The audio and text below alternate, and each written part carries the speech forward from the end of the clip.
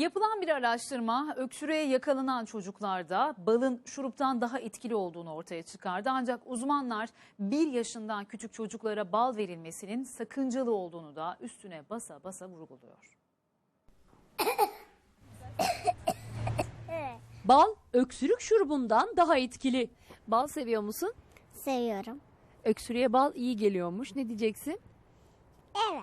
Öksürük şuruplarının öksürükleri azaltması ve tedavi etmesinde etkisi gösterilmemiş, bulunmamış. Bence de bal daha iyidir herhalde. Şuruplar yan etki de yapar çocuklara. Çocuklar ilk öksürdüğü zaman da hemen şuruba sarılmamak lazım. Onun yerine bal tüketilmeli ama balı bitki çaylarıyla birlikte verirseniz bu daha da etkili oluyor. Balı da ıhlamur ve sütle beraber akşam ılık bir şekilde uyumadan önce içilmesi öksürük şiddetin azalmasına ve çocuğun o gece rahat etmesi anlamında etkili olduğu gösterilmiş. Çünkü balda bulunan fosfatlar ve klorit sayesinde oluşan glukonik asit vücutta güçlü antioksidan etki gösteriyor.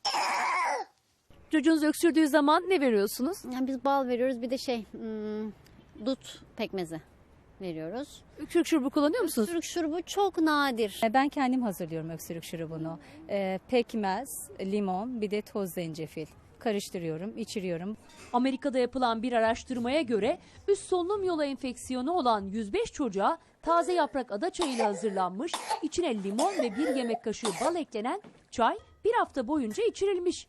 Araştırma sonucunda ballı adaçayı içen çocukların gece öksürük ataklarının %75 azaldığı, öksürük ilacı kullanan çocuklara göre iyileşme süresinin de benzer olduğu belirlenmiş. Evde öksürük şurubu bulundurmamanız da önemli çünkü akşam bir şey oluyor ve hemen çocuğunuza öksürük şurubu içirebiliyorsunuz.